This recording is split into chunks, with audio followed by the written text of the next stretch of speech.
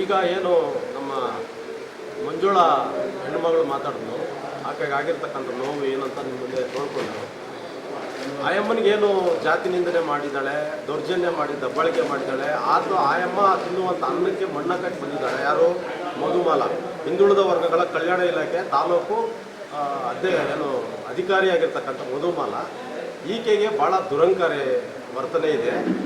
ಈ ಅಮ್ಮ ಒಬ್ಬ ಅಸ್ಪೃಶ್ಯ ಸಮುದಾಯದ ಒಂದು ಹೆಣ್ಣು ಮಗಳನ್ನು ಒಂದೇ ಒಂದು ಕಾರಣನೇ ಈ ಅಮ್ಮನು ಅಲ್ಲಿ ಕೆಲಸ ಮಾಡಬೇಡ ಅಂತ ಹೇಳೋದಕ್ಕೆ ಕಾರಣ. ಆ ಅಮ್ಮನು ಒಬ್ಬ ಅಧಿಕಾರಿಯಾಗಿ ಎಲ್ಲರನ್ನ ಸಮಾನವಾಗಿ ನೋಡಬೇಕಾಗಿರ್ತಕ್ಕಂಥ ಒಂದು ಮನಸ್ಥಿತಿ ಇರಬೇಕು. ಆದರೆ ಆ ಅಮ್ಮ ಒಂದು ಜಾತಿವಾದವನ್ನು, ಒಂದು ಮನುವಾದವನ್ನು ಮನಸ್ಸಲ್ಲಿಟ್ಕೊಂಡು ಆ ಜಾತಿಯ ಕೊಬ್ಬಿಂದ ಆಕೆಗೆ ತೊಂದರೆ ಕೊಟ್ಟಿರುವಂಥದ್ದು ಅತ್ಯಂತ ಖಂಡನೀಯ. ಇದು ಈಗ ನಮ್ಮ ಡಿಮ್ಯಾಂಡ್ ಇಷ್ಟೇ, ಏನು ಮಧುಮಾಲ ಅವರಿಗೆ FIR ಆಗಿದೆ, ಆ ಅಮ್ಮನ ಮೇಲೆ ಅಟ್ರಾಸಿಟಿ ಕೇಸ್ ಆಗಿದೆ. ಆ ಅಮ್ಮನ್ನ ಈ ಕೂಡಲೇ ಕೇಸ್ ಏನು ಆ ಅಮ್ಮ ಹುದ್ದೆಯಿಂದ ಸಸ್ಪೆಂಡ್ ಮಾಡಬೇಕು. ಆ ಅಮ್ಮನ ಮೇಲೆ ಸೂಕ್ತ ಕಾನೂನು ಕ್ರಮ ಜರುಗಿಸಬೇಕು.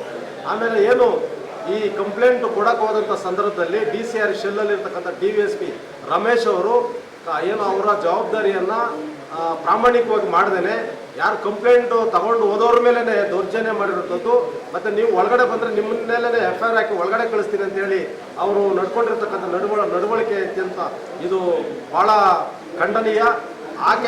ಆತನನ್ನು ಈ ಕೂಡಲೇ ವರ್ಗಾವಣೆ ಮಾಡಬೇಕು. ಮತ್ತು ಏನು ಮಂಜುಳಾ ಅವರಿಗೆ ನ್ಯಾಯ ಸಿಗಬೇಕು. ಆ ಒಂದು ಏನು ಕೆಲಸ ಮಾಡ್ತಾ ಇದ್ದಾಳೆ ಆಕೆ ಕೆಲಸವನ್ನು ಕಾಯಂಗೊಳಿಸ್ಬೇಕು.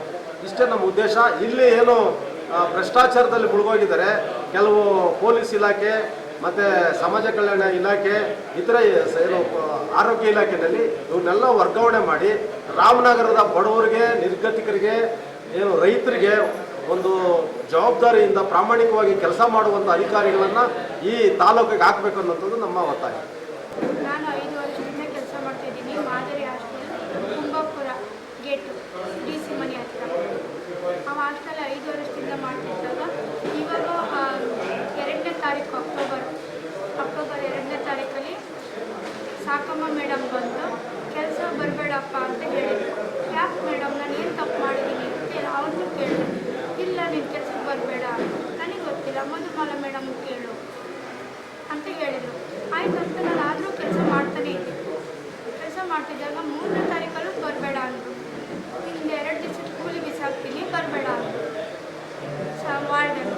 ಆದರೂ ನಾನು ಏನು ತಪ್ಪು ಮಾಡಿದ್ದೀನಿ ತೋರಿಸಿ, ನಾನು ಕೆಲಸ ಮಾಡ್ತೀನಿ, ಕೂಲಿ ಮಾಡ್ತೀನಿ, ನನ್ನ ಬಡವಿ, ನನಗೆ 2 ಮಕ್ಕಳೈತೆ, ನನ್ನ ಮಕ್ಕಳೇ ಒಂದು ಕಡೆ, ನಾನೇ ಒಂದು ಕಡೆ ಇದ್ದೀನಿ, ಇದು 3ನೇ ಊರಲ್ಲಿ ನಾನು ಜೀವನ ಮಾಡ್ತಿರೋದು ಮೇಡಮ್ ಅಂತ ಅವ್ರನ್ನೂ ಕೇಳ್ಕೊಂಡೆ. ಮತ್ತು 9ನೇ ತಾರೀಕಲ್ಲಿ ಗುರುವಾರ 3 ಗಂಟೆಗೆ ಮಧುಮಾಲ ಮೇಡಮ್ ಬಂದು ಕರೆಸಿದ್ರು ನನ್ನನ್ನು.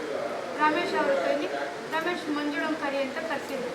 ಹೋದೆ. ಏನು ಮೇಡಮ್, ಹೇಳಿ ಮೇಡಮ್ ಅಂತ ಕೇಳಿದೆ. ಆವಾಗ ನಿನ್ನ ಕೆಲಸಕ್ಕೆ ಬರಬೇಡ ಅಂತ ಏನಕ್ಕೆ ಬಂದಿದ್ಯಾ, ನಿನ್ನ ಯಾರು ಬರೋಕ್ಕೆ ಹೇಳಿದ್ರು, ನಾನೊಂದು ಅಧಿಕಾರಿ ಹೇಳಿದ ಮೇಲೆ ಏನಕ್ಕೆ ಬರ್ತಿದ್ಯಾ ಅಂತೆಲ್ಲ ಕೇಳಿದ್ರು. ಇಲ್ಲ ಮೇಡಮ್, ನಾನು ಏನು ತಪ್ಪು ಮಾಡಿದ್ದೀನಿ ಹೇಳಿ ಮೇಡಮ್, ನಾನು ಯಾಕೆ ತಪ್ಪು ಮಾಡಿಲ್ಲ ಮೇಡಮ್, ಯಾವ ಕಾರಣದಿಂದ, ನನ್ನ ಬಡವಿ ಮೇಡಮ್, ನನ್ನ ಮಕ್ಕಳು ಒಂದು ಕಡೆ, ನಾನೊಂದು ಕಡೆ ಇದ್ದೀನಿ ಮೇಡಮ್, ಏನಕ್ಕೆ ಮೇಡಮ್ ಈ ಥರ ಮಾಡ್ತಿದ್ದೀರಿ, 5 ವರ್ಷದಲ್ಲಿ ಇದೇ ಜೀವನ ನಮ್ಮದು ಅಂತೆಲ್ಲ ಬೇಡ್ಕೊಂಡೆ. ಬಂದು ಎದೆಗೆ ಹೊಡೆದ್ರು, ಕೆನ್ನೆಗೆ ಮೊದಲು ಹೊಡೆದ್ರು. ಆಮೇಲೆ ಕೆನ್ನೆಗೆ ಹೊಡಿತಿದ್ದಂಗೆ ನಾನು ಬಿದ್ದು ಹೋಗ್ತಿದ್ದಂಗೆ ಮತ್ತೆ ಎದ್ದು ನಿಂತ್ಕೊಂಡು, ಮೇಡಮ್ ನಾನು ಯಾವ ತಪ್ಪು ಮಾಡಿಲ್ಲ ಮೇಡಮ್, ಏನಕ್ಕೆ ಹೊಡಿತಿದ್ದೀರಾ ನೀವು, ನಾನು ಏನು ತಪ್ಪು ಮಾಡಿದ್ದೀನಿ ತೋರಿಸಿ, ಆವಾಗಲೇ ನಾನು ಕೆಲಸ ಬಿಟ್ಟು ಹೋಗ್ತೀನಿ, ಅಡುಗೆ ಮಾಡಬೇಡ ನೀನು, ಒಳ್ಳೆಯಳ ನೀನು ಅಂತ ಈ ಥರ ಎಲ್ಲ ಮಾತಾಡಿದ್ರು. ಆದರೂ ನಾನು ಯಾಕೆ ಮೇಡಮ್, ಏನು ತಪ್ಪು ತೋರಿಸಿ ಮೇಡಮ್, ಕಳ್ಳತನ ಮಾಡಿದ್ದೀನಾ, ಏನು ಹೇಳಿ ಅಂತ ಚರ್ಚೆ ಮಾಡಿದೆ. ಆದರೂ ಅವರು ಬಂದು ತಕ್ಷಣ ಎದೆಗೊಡೋದು.